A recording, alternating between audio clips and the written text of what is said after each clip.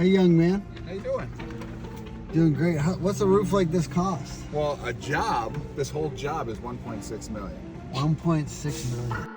J like the letter, I'm making several waves. I know the mission is same. I made a splash, now all of my passes last like running a race with Usain. I keep it coming like this is buffet. And if I'm stumbling, I'm in the grave. Never gon' fumble it. I get the bag and I run with it, gunning it, gunning it, gunning it, gunning it. I'm here with Dan Walrack, How you doing, my man?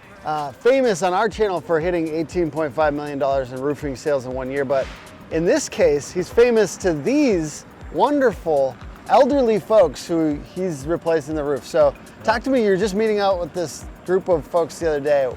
How was that? How did you feel as you were talking to them? It went excellent. We did a little meet the roofer action going on. So we set up a time to come out here, bring some Hershey candy bars, bring some cupcakes, do some lemonade. We sat in there in their meeting room, about 50 to 70, somewhere in there, people we sat inside with, and basically did a question and answering, because I'm going to basically disrupt theek life for the next week and a half of straight of parking, trash, debris, issues like that. So I wanted to sit down with these people and discuss, hey, do you have questions and answers that I can answer for you right now?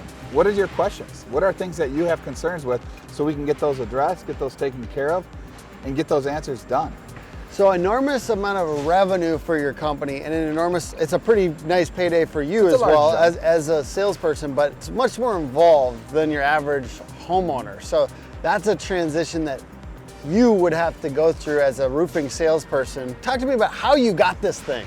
Well, the first and foremost is you can't go into these jobs looking at the payday, looking at, hey, I'm just gonna go knock on the door and sign this person up. These large jobs, that doesn't happen. It's about planting your seed, it's about building that relationship, it's about getting out there, talking to people, because guys, no job is too small, no job is too large.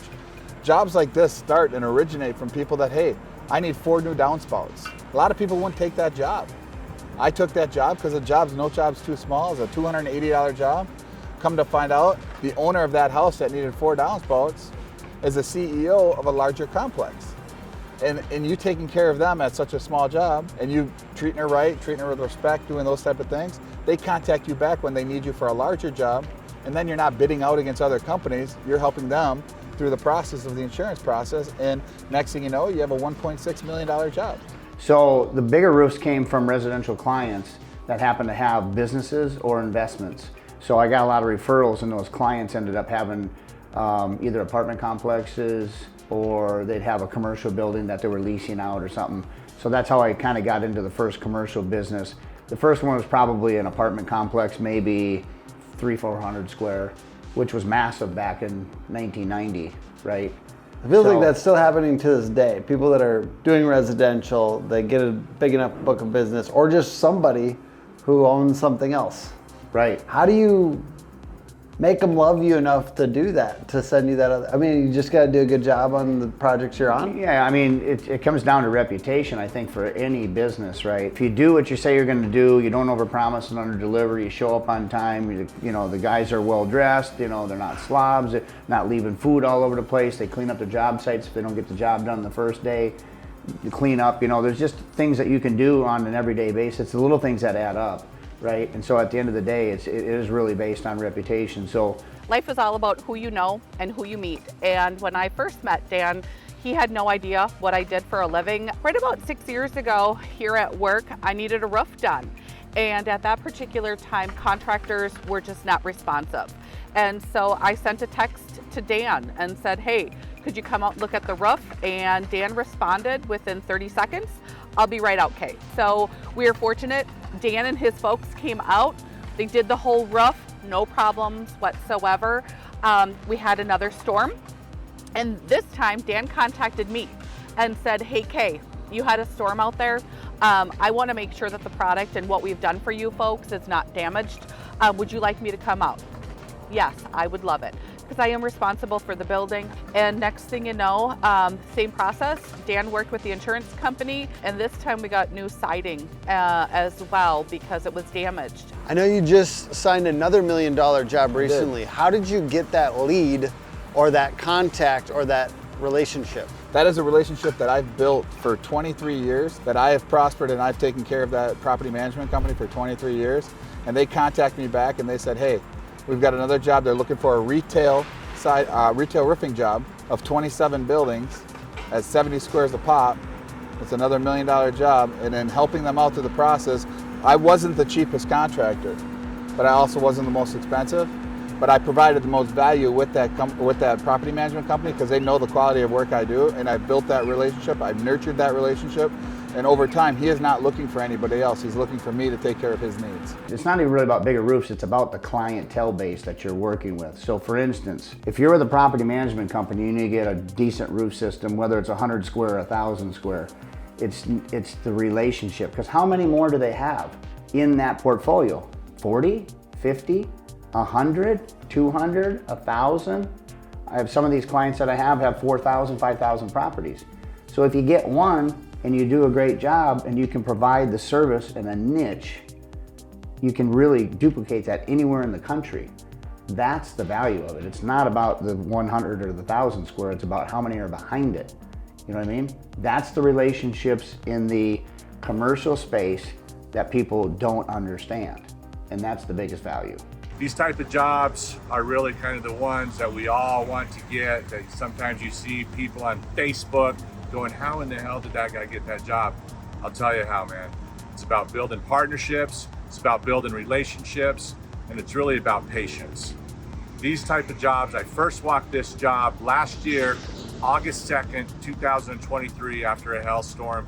Today, I think it's September 5th, 2024, we actually did our first job walk to make sure what we're gonna do next week when we start this job. Again, it's all about relationships, it's all about partnerships, and the patience of coming out, doing your deal, and knowing, just putting in the work, staying consistent, making sure that you're following up with your client, making sure that you're showing them your portfolio, different jobs that you have done. That's how you get these jobs. Well, the key is in property managers, you have to get your name in. So you have to walk into these property management companies. I personally have a portfolio. So I put together a portfolio of before and afters of other $1 million jobs that I've done, right? Yep. And you walk in and say, hey, this is a before, this is after, this is the value that I can perform for you. And in doing that, you know, some are gonna tell you to get lost, right? Because they've already got their guy. Or some are gonna say, hey, leave your information, we'll look through it. Others will set up a meeting time to meet with you.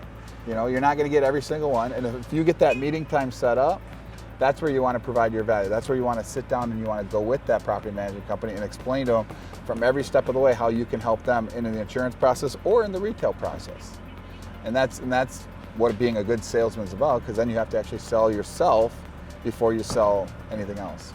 Dan took me around the building and pointed out the hail damage on the siding that no normal person is going to see or know. So I love the fact that he's been an advocate for us to say, this is damage from a storm, you're insured, I will work with them. What else do you have for specific tips that are like things people could do that weren't as involved as you are now? I would say the most specific things too is know your community. That's important because people in your community, a lot of people in your community have positions in larger, commercial buildings, HOAs, bigger buildings. So know those people, let them know what you do. See, a lot of people are afraid to go into these places and say, hey, I'm a roofing contractor or I'm a siding contractor. You know, a lot of people are nervous to say that. Be proud of what you do. Wear your stuff, wear where you work. The first thing I think that something a lot of roofers need to understand about me and how I get so much of my business is I wear my brand everywhere I go. Whether it's in the mornings to the gym, I'm always having a branded shirt, my hat with my logo on it. If I'm going out to a restaurant or if I'm going to a concert or a sporting event, I almost always have my roofing hat on. For example, I went to the Taylor Swift concert, had a great time, but the lady sitting next to me was a grandma taking her grandchild there to the concert, and she saw my hat and I ended up doing her roof, and it almost paid for the roofing tickets. People want to see you. You know, they want to know what you do, and then when you get into those places, that's when you got to provide your value. How are you going to help them? So how did I learn how to end up being on commercial properties like this? What to look for when I get up here? I've got a great list of mentors. I'm super grateful for my current owner, Scott Ryapel.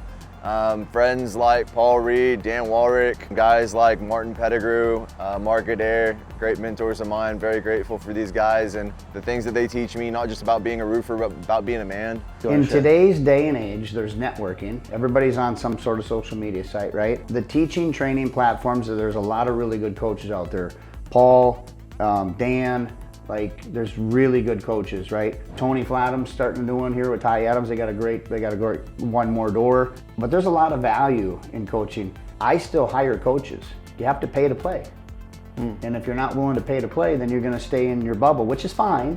You can grow organically, but if you want to have an accelerated opportunity to take your business and your family to another level and create generational wealth, you should find somebody that can speak into your life. Also, from going to roofing conferences, I try to make a point to go to at least 1 or 2 every year. This year, I'm super excited to be going to Hunter Ballew's RoofCon number 6. You know, I highly recommend going to a John Cenac masterclass. It's way underpriced, way overvalued. What you're gonna learn from a masterclass with John, if you haven't already been to one, is definitely gonna allow you to make more money the following year. Can't not give a shout out to the people that I learned from online when I was younger. I followed Becca Switzer and guys like Adam Benson. He's got plenty of YouTube content out there. If you're new to the industry, I highly recommend watching all of that. Keep your knowledge up, keep learning, stay humble, and have a fun time with it, guys. Dan, thank you for telling us how to sell bigger roofs. Yeah. And thank you for everyone that participated in this video. The content gets better and better as people like you who are very generous with us and with our audience. So thank you for sure. being part of Thank it. you. Anything else you want to say to folks about selling bigger roofs? No, I would just say, hey, get yourself out there. Don't be scared, don't be afraid to tell people what you do. It's so important. I mean, know your brand and get it out there and let people know. Paul Reed with the Commercial Roofing Academy, coming to you from San Diego, California today. I wanted to get on here and tell you about our Commercial Roofing Academy. We've been doing this class for over the last 5 years. Our next class is coming up in November. Hit me up for the information, we'll get you out there.